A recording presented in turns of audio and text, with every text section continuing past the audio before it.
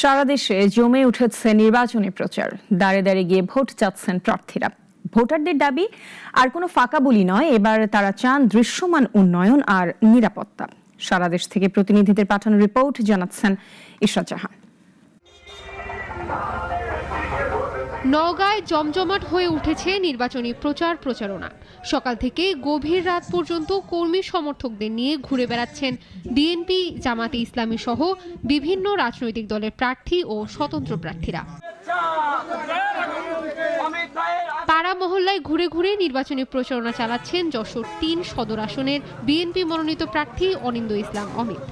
যদি পথে ঘাটে ঘাটে এই ধাপে ধাপে বাসকল না বসে আর পথে ঘাটে যদি চাঁদা না দিতে হয়, তাহলে তো পণ্য পরিবহন ব্যয় কমবে, আলটিমেটলি জিনিসপত্রের দাম বাজারে কমবে, মানুষের জীবনযাত্রা ব্যয় কমবে না।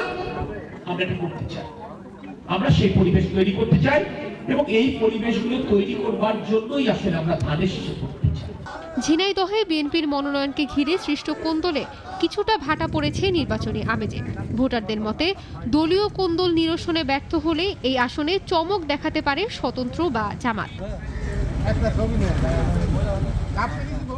জুলাই অভ্যুত্থানে শহীদ তাহমিদের কবর জিয়ারতের মধ্য দিয়ে নরসিংদী ১ আসনে নির্বাচনী প্রচারণা শুরু করেছেন বিএনপির যুগ্ম মহাসচিব খায়রুল কবির খোকন।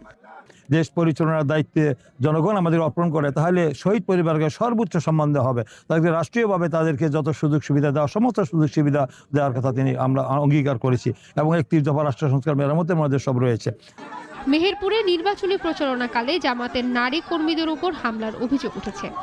এখানে আপনাদের ভোট করতে দেব না, তাই বলে আমাদের দাঁড় করে রেখেছে, আমাদের কোনো বাড়ি ঢুকতে দিছে না। বিএনপি ভাইরা একসাথে জামাত ইসলাম মানুষদের মারধর করেছে এবং আমাকেও মেরেছে। এদিকে নির্বাচন ঘিরে নারায়ণগঞ্জ ১ আসনে সকল এমপি প্রার্থীদের নিয়ে প্রশাসনের বিশেষ আইন শৃঙ্খলা বিষয়ক সভা অনুষ্ঠিত হয়েছে। এতে প্রধান অতিথি ছিলেন জেলা প্রশাসক মোহাম্মদ রায়হান কবির। ইশরাত জাহান, নাগরিক।